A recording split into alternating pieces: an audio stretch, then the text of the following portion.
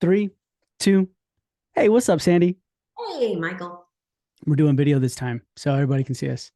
Yeah, okay. People request that. They're like, I want to see Sandy. Michael, I don't care about you so much, but Sandy, I want to see. Like, yeah. There you go. How's everything coming along so far for you? Good. Yeah. Been working in our garden in the backyard. It's so fun. Remember last year we planted that garden I told you about in the Yeah. back?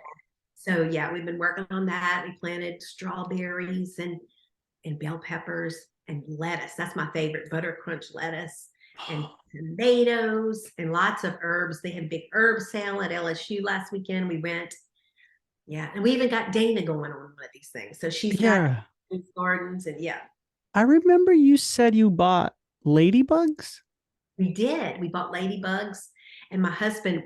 We have a on the back of our of his shop. It's like a boat garage they call them, and he put because he's a handy guy, you know. So he built this steel cover made with iron, and Hmm. you know fancy with a nice fence around it, and also he recently painted it. So he was up there on the ladder and he's painting this, and he said in the pipe were all the ladybugs. That's where they went in the winter. They went up in there. He was so excited when he came in to tell me. So they're still alive. Yeah, that's so cool. Oh, So excited. Yeah. but aren't they supposed to? The purpose of the ladybugs is what? It helps prevent other bugs in your garden. So Sink. they, So you're not putting chemicals all over your stuff. okay, okay. So they still do that?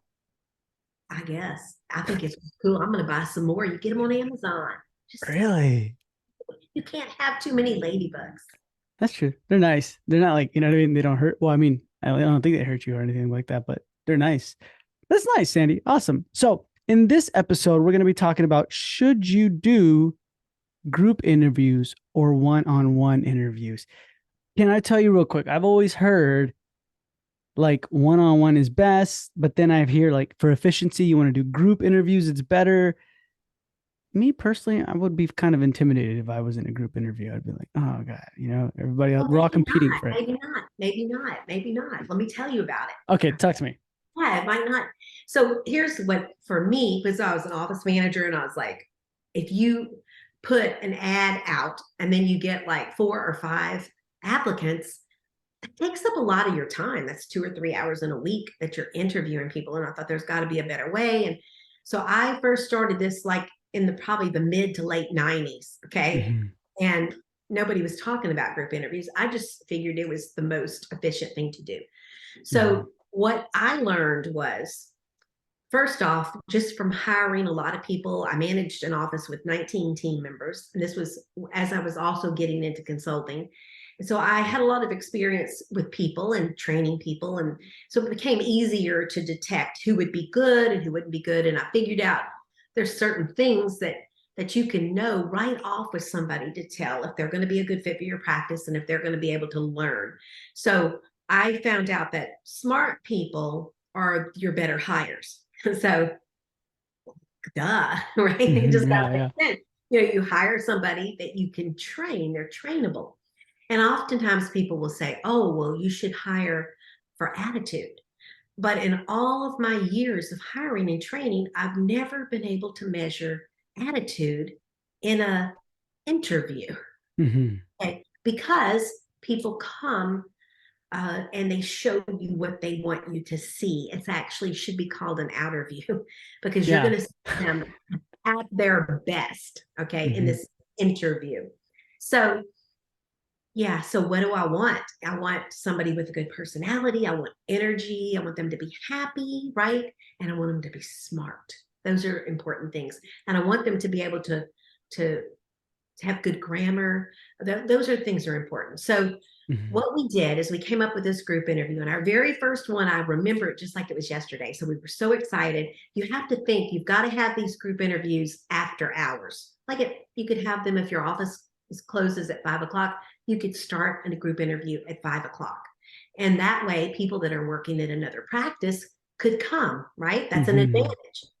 So you want to make sure you invite enough the amount of people that can fit in your reception room. Or for us, we had a large conference room that would hold about 25 people, so that was great. And you have to consider parking. So you put your ad out, and people start responding. And there's a couple of ways you can do this. When you call them, you could say, and yeah, you call them on the phone. I wouldn't do email. I think when you email them, you lose some of that validity of the practice, or you got to get the feel for them. I say pick up the phone when they send you a resume, Mhm. and you invite them, and you can tell them it's a group interview, but I've learned it's not the best thing. I'd rather handle it when they get there. And as I move through here, I'll explain that further.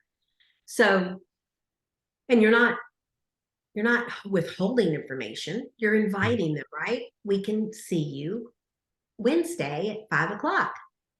And they come in, right? So as they arrive, these people, I'd say for us, we'd invite 20 to 23 people, depending on how many people responded to the ad. You might be hiring assistants, hygienists, and front office all at the same time. You can invite them and mix them up. I've actually had like local dentists. Sandy, can you help me find front office? Or I'm open a new practice. Can you help me with hiring? And if I don't have anything else going on, I'll say, sure, we'll use my facility. You run the ads. They could come over to me. And I've had a room with everything in several practices. Mhm. It works. So as they arrive, you're of course, you're very friendly. That's another important part of inviting applicants or potential employees to your practice. Because I've seen some office managers just rude and not very friendly. And you Mhm. want the person that's working with these applicants has to be somebody that really loves working in the practice, and if they're feeling like, I work at the best office. And Yeah.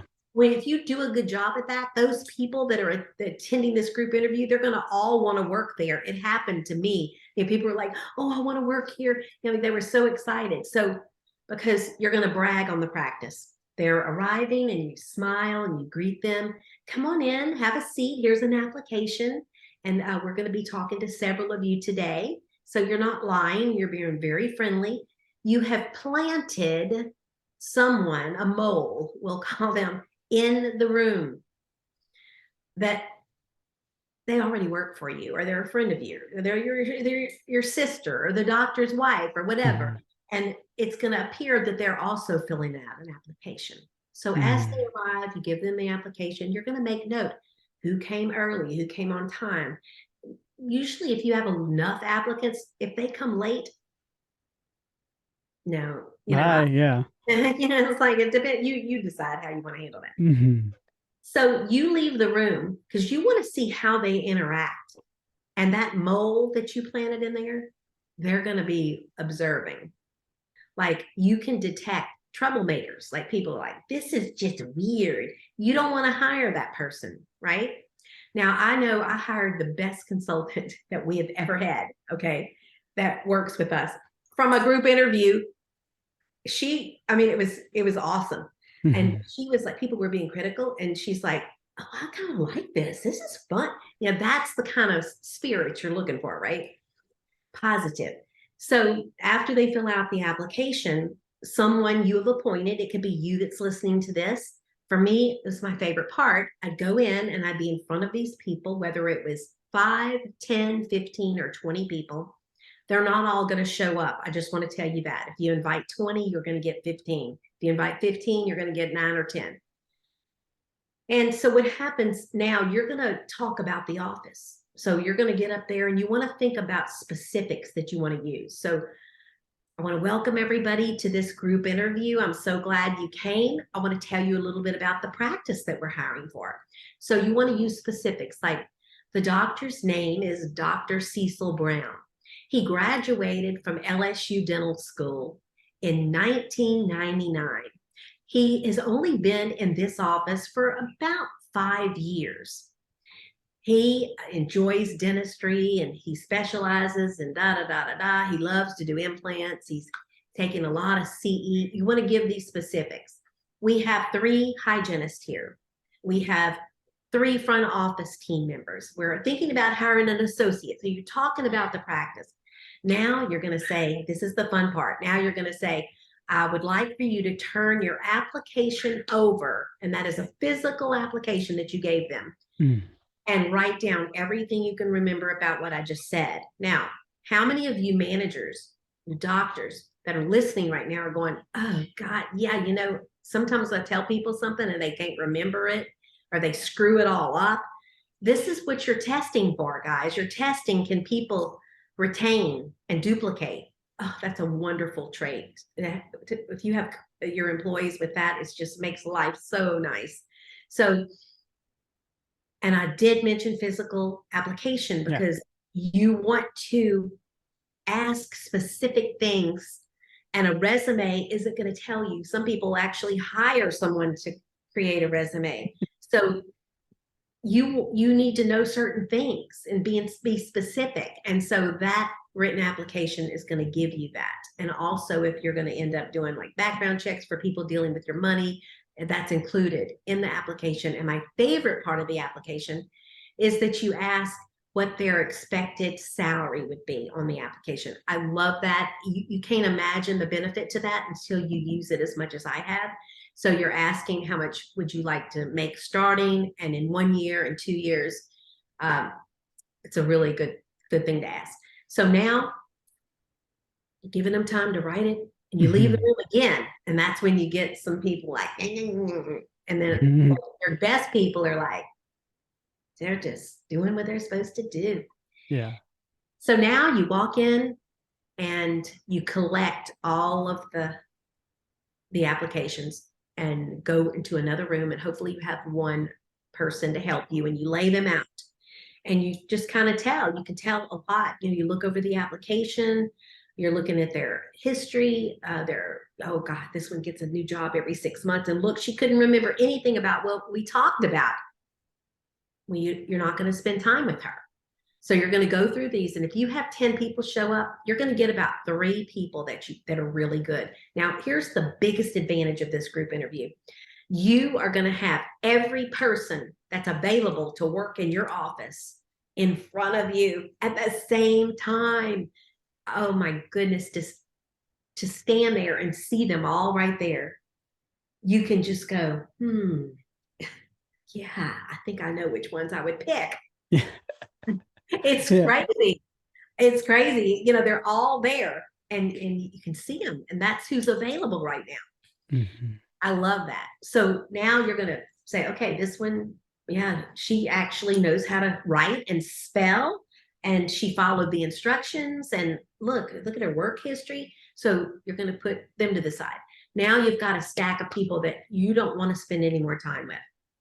So you're going to walk out, and you go near the door, and you're going to call their name. Okay, so you're going to start. Sylvia, Joe, Carol, Maria, Susan, come with me, please. I want to thank you all for coming today. We're going to have your application here, and we'll get back with you. And you're so friendly, and bye, you see them out the door. Now what you're going to do is immediately send a letter to them saying, thank you for coming. We're going to keep your resume on file, but we're not going to hire you at this time.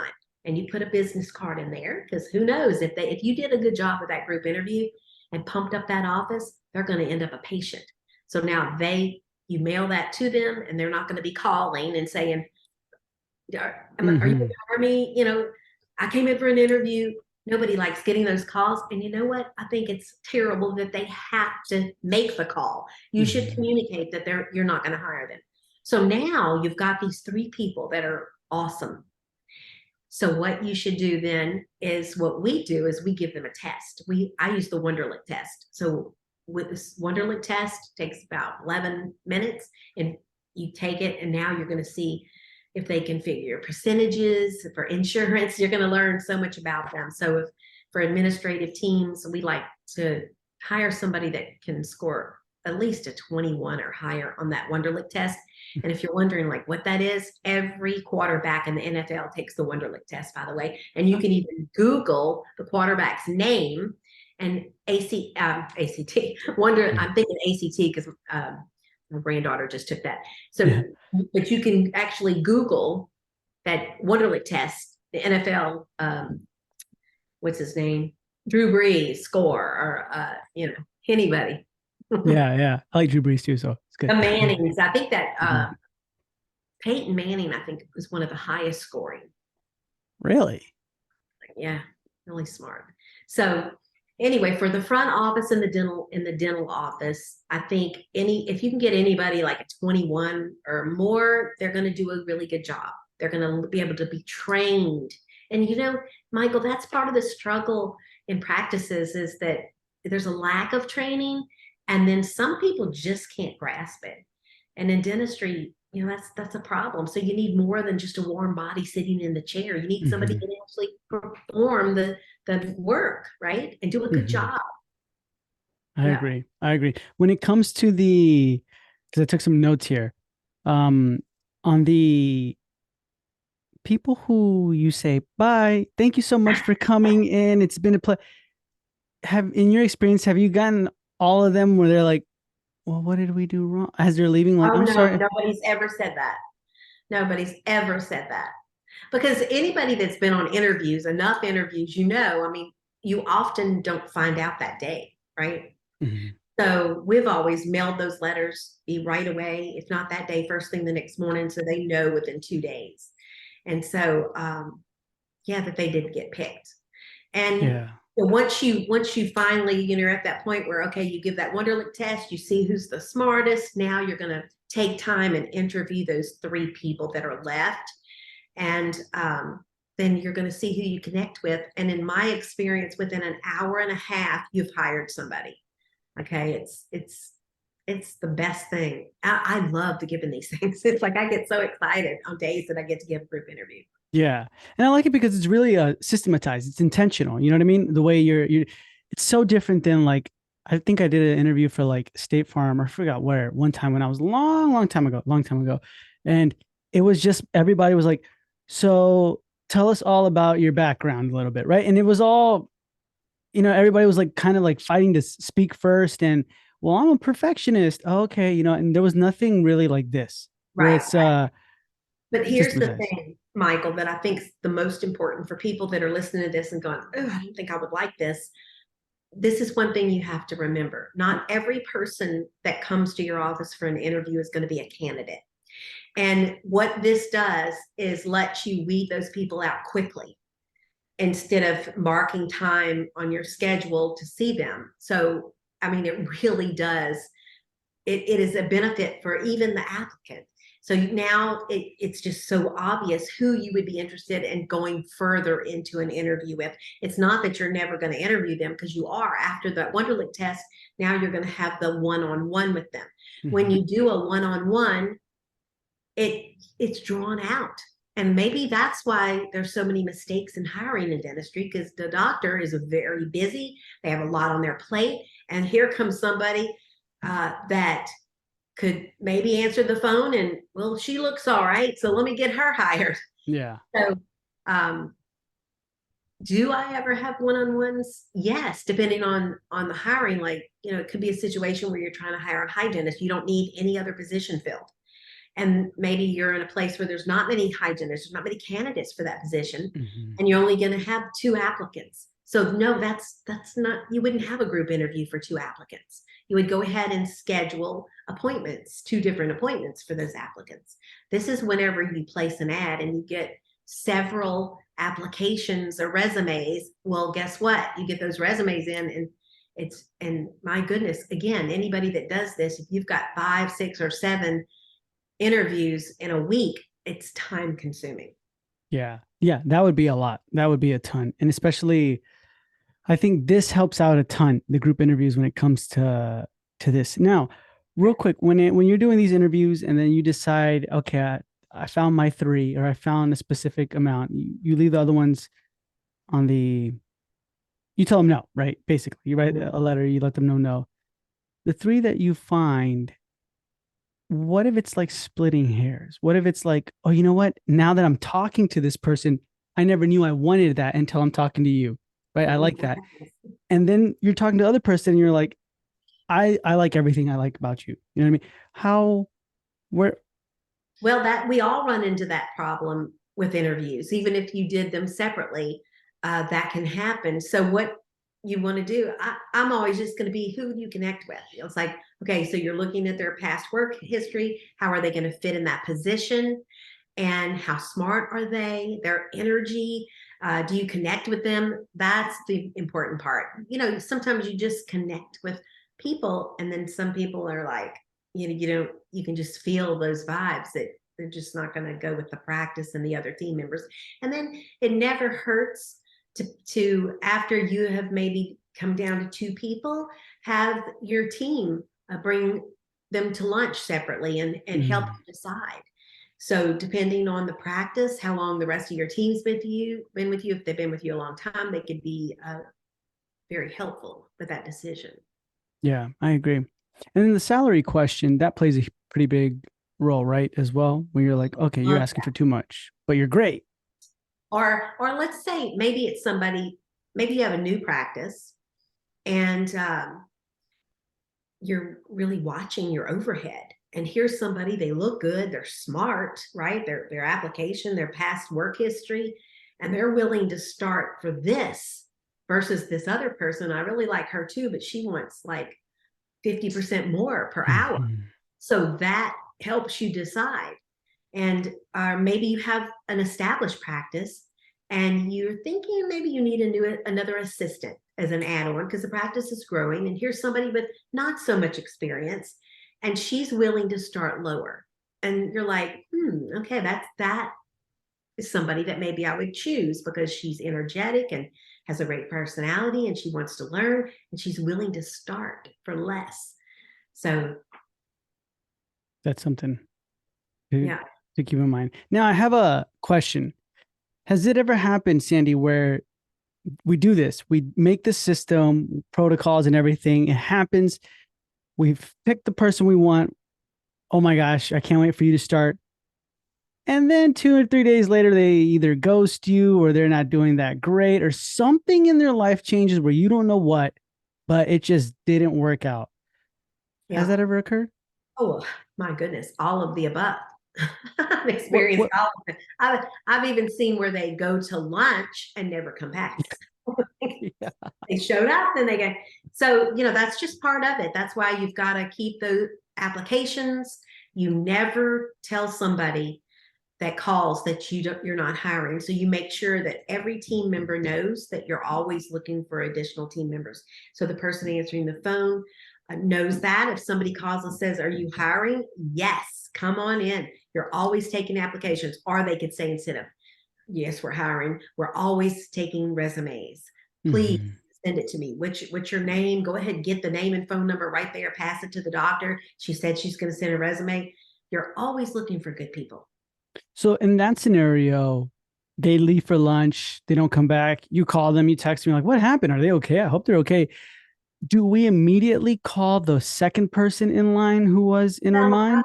I would talk to them first. Yeah, I would find out. And if they don't answer your calls, you can assume that it's just they decided they weren't coming back. And then, yes, you would call the other person.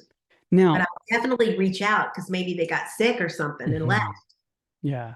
Yeah. So how many days would you recommend? I mean, Oh, no, obviously that day. That day. that day. Yeah. Okay. Okay. So you call and yeah, you call them, you do that, they don't answer. Have we already told the second, third, and all the other people we already found someone? Thank you for your time. But Probably. so Yes. then how would the And you terminology just look? call them and they'll be happy. Okay, Just okay. So call them. we just call them and say what?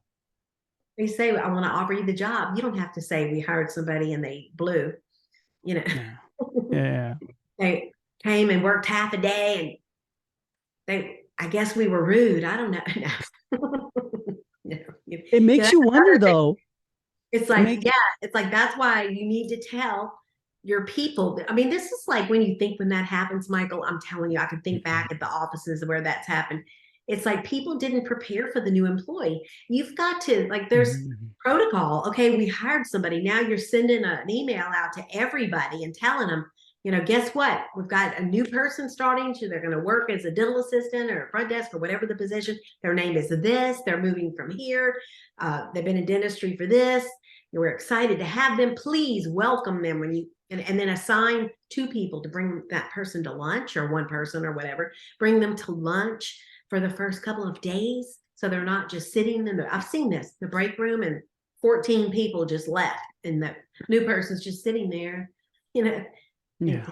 an invitation. So you want to make sure that you've prepared their workspace, that they have a place to put their purse, somebody is working with them the first day, that they're not just thrown in. Those are the things that make a difference. Gotcha. Just And put it's somebody in a position and you don't do those things, they might not last a day. Okay, awesome. So then I'm assuming preparing for the group interview takes preparation before you even do the group interview, right? So what are some Yes. key things we need to have? Well, you need to make sure you've written your ad. You've got a good ad that's ready to go. And by the way, you want your ads ready all the time. You need to have an ad for every position written. It's in the job description for the office manager in their SOP. It's like part of it. It's so you're not having to create all the time. You've typed it up and it's in there. And so you want to get that ad out there and have your applications ready. You need to have that, physical applications, and get those printed out. You want to make sure you have pens available. I do make note of who did not bring one. I think that's important. And you want to make sure, like, you're looking for details. Yeah. And if they call and say I'm running late, I mean, that you make note of that. That's what goes against them. But you want to make sure the room is clean and everybody knows. I mean, I even went so far. It depends on how much trouble you're having finding people. I went so far as to having like some cookies and some Cokes, out there, cold drinks. I'm from the South. Everything's a Coke. Okay, so just like, or some bottled waters, or yeah, it's just because you want them to get a good impression. Ideally, they loved the experience so much they want to become a patient. They're like, everybody there was so nice. And boy, that office manager loves where she works. Or I met the doctor. That's even better. If the doctor comes in and says, hi, and they are like, because you leave that impression. Oh, I didn't get the job, but maybe I can in the future. Maybe I can work there. Maybe I can be a patient there. And if you handle this correctly, that's what you do. Because think about it. You're constantly marketing yourself, even in interviews. A lot of people have never thought about that, but you are. That's true. Even in interviews, I never thought about that because you're so Yeah. focused on getting the right person and everything like that. Yeah. You don't think about that. Huh. Okay. So these are the steps we want to take to prepare before and then after the group interview. If it ever came down to it, though, it would be like, okay, you put an ad out, only one person looks like they qualified. That would be the one-on-one, right? That's it. That's it. Okay, awesome. Any final words for this episode? I think that if you have 5 or more applicants, you could do a group interview. And I say, try it, guys. It's awesome. It's so fun. You'll enjoy it. You won't be in that dreaded interview. Nice. So, guys, if you want to talk about this episode, come on the podcast or submit any questions, you can do so by joining the Facebook group Dental Gumbo. Thank y'all so much for tuning in, and we'll talk to you in the next episode. Bye, everybody.